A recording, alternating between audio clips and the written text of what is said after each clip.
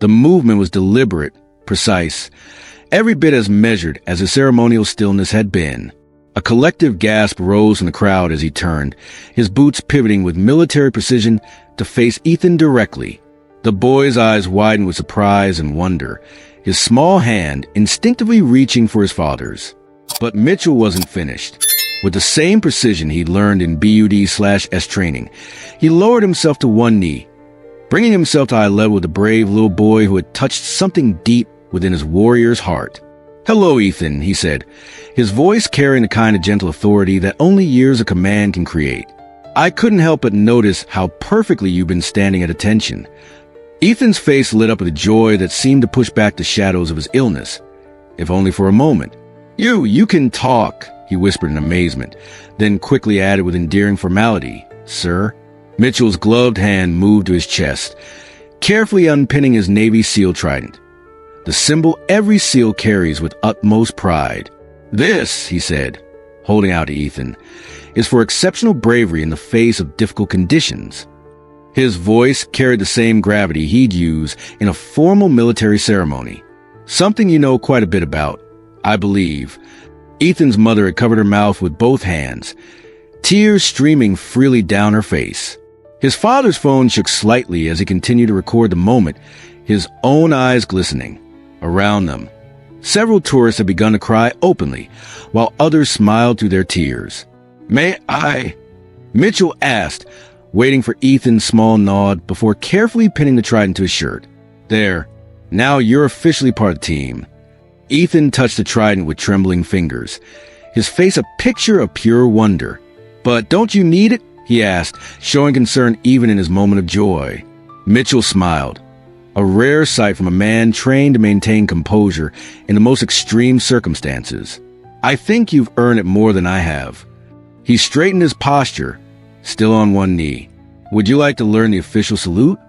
For the next few moments, the crowd watched in emotional silence as Mitchell guided Ethan's small hand to the proper motion, his face a study in concentration, despite his obvious fatigue. When he finally executed a perfect salute, a spontaneous round of applause broke out among the onlookers. "Excellent form," Mitchell said, his voice carrying both military crispness and gentle warmth. Then, in a move that drew another gasp in the crowd, he opened his arms. "Would you do me the honor?" Ethan didn't hesitate. He stepped forward into his embrace, his small arms barely reaching around a broad uniform. In that moment, they weren't just a SEAL and a sick child. They were two warriors recognizing each other's battles. What would you have done in Commander Mitchell's position? When is it right to break with protocol for the sake of compassion? Share your thoughts in the comments below. Don't forget to like this video if it touched your heart, and subscribe to our channel for more powerful stories about the elite forces who embody both strength and humanity. Hit the bell icon to ensure you never miss our future uploads. A young boy with terminal cancer had one wish: to meet a Navy SEAL. After 15 years of distinguished service, Commander Mitchell had never broken chain of command. But when he did, everyone at the base couldn't control their tears. This is their story. Before we continue, let us know in the comments where you're watching from. Subscribe to our channel, because tomorrow at the same time, we'll bring you another incredible story of courage and sacrifice from Navy Special Warfare that you won't want to miss. The morning sun cast a golden glow across Naval Base San Diego, catching the polished trident pin on Commander Ryan Mitchell's dress blues as he stood at his post. To the thousands of visitors who came to catch a glimpse of America's elite warriors, he was the perfect embodiment of the SEAL ethos: disciplined, steadfast, and completely dedicated to duty. After 15 years of service, including 3 combat tours in Afghanistan and classified operations across the globe, Mitchell had perfected the art of standing motionless while remaining acutely aware of his surroundings.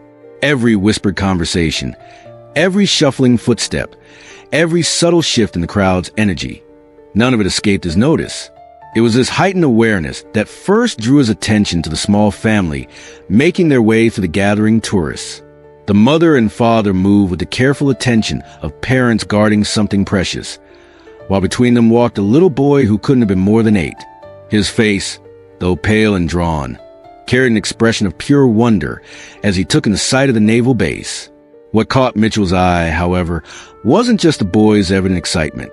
It was a navy blue baseball cap pulled snugly over his clearly bald head, the way his parents supported his seemingly fragile frame, and a determined brightness in his eyes that spoke of a spirit far stronger than his physical condition suggested. Something about the boy's demeanor reminded Mitchell of wounded teammates he'd carried off battlefields, bodies broken but spirits undefeated. "Dad, look." The boy's voice carried across the courtyard, bright despite its weakness. "He has the trident, just like in my book." His enthusiasm drew gentle smiles from nearby tourists, though Mitchell noticed how those smiles often melted into looks of quiet concern as they took in his appearance. A young mother nearby bent down to answer her own daughter's whisper question. "Sweetie, sometimes people get very sick," she explained softly, her voice carrying to Mitchell's trained ears. "That's why we should be extra kind." Stage 4. Mitchell heard another tourist murmur to his companion. "Poor thing. The doctor said..." The father was saying he wanted to see a real seal before. The rest of the sentence disappeared into a sympathetic shake of the head. Through it all, the boy's eyes remained fixed on Mitchell's post, his expression full of the kind of pure excitement that no illness could dim. His parents exchanged a look over his head, a look Mitchell had seen before in military hospitals, a look that spoke of love, fear, and the desperate desire to protect someone they knew they couldn't save. "Not too close now, Ethan," his father cautioned gently as they drew nearer. "Remember what we talked about. The SEALs have very important duties." Mitchell could hear the catch in the man's voice, could see the way his hand tightened protectively around his son's smaller one. Ethan nodded solemnly, though his eyes sparkled with barely contained joy. "I know, Dad. They protect our country and freedom, and hundreds of years of Navy tradition." Despite his evident weakness, Ethan's enthusiasm seemed to give him strength as he moved closer to Mitchell's post. His steps were small but determined, each one accompanied by the supportive hands of his parents. The morning crowd parted naturally around them, creating a small pocket of space that seemed to acknowledge the special nature of this particular visit. "He's been talking about this for weeks," his mother was explaining quietly to an elderly veteran who'd asked about Ethan's condition. "The doctor said..." Her voice dropped even lower, though Mitchell's trained ears caught every word. "They said we should do it soon, while he still has the strength. It's his biggest wish." The veteran straightened his posture instinctively, his hand moving to his heart. "God bless him," he whispered, watching as Ethan's face lit up at the sight of Mitchell's trident insignia. Such a brave little soldier. Other tourists had begun to notice the family as well. A group of Japanese visitors lowered their cameras respectfully. A tall businessman quickly wiped his eyes before pulling out his phone to show his wife pictures of his own sons back home. Parents throughout the crowd were drawing their children close, some explaining in hushed tones about the importance of being kind to others, while others simply watched with quiet sympathy. "Look at his service ribbons, Dad." Ethan's voice carried clearly, full of genuine admiration. "Do you think he got them for being brave?" His own courage in the face of his condition made the question particularly poignant. His father's voice was steady, though his eyes betrayed his emotion. "I'm sure he did, buddy. Just like you're brave every day at the hospital." He squeezed his son's thin shoulder gently. "Remember what Dr. Peterson said about your special badge?" Ethan nodded proudly. "He said I'm the toughest patient he's ever had." He touched the small pin on his jacket, clearly a token from his medical team. With the same reverence, Mitchell's fellow SEALs showed their tridents. The morning sun had climbed higher now, warming the base's concrete walkways. Mitchell maintained his ceremonial stillness, but his awareness was focused entirely on the small family making their way closer to his post. In his 15 years of service, he'd stood watch through punishing training, faced enemy fire, and maintained his composure through the most challenging missions. But something about Ethan's innocent excitement and obvious struggle touched a part of him that all his military training hadn't quite managed to shield. As the family drew nearer, Mitchell could hear more of their quiet conversation. Ethan's voice, though weakened by his condition, carried enthusiasm that seemed to lift everyone's spirits around him. "Dad, did you know SEALs have to stand still for hours during surveillance missions? That's even longer than when I have to stay still for my scans." His mother's reply was gentle, tinged with both pride and heartache. "That's right, sweetie. And you're just as brave as they are." She adjusted Ethan's cap with tender care, making sure it sat comfortably on her son's head. A young girl nearby tugged at her father's sleeve. "Dad, why doesn't he have any hair?" The question, asked with childlike innocence, carried clearly in the morning air. "Sometimes," the father replied softly, kneeling beside his daughter. "The bravest warriors fight battles we can't see. That's why we need to be extra kind and respectful." The girl nodded solemnly, then gave Ethan a shy wave, which he returned with a bright smile.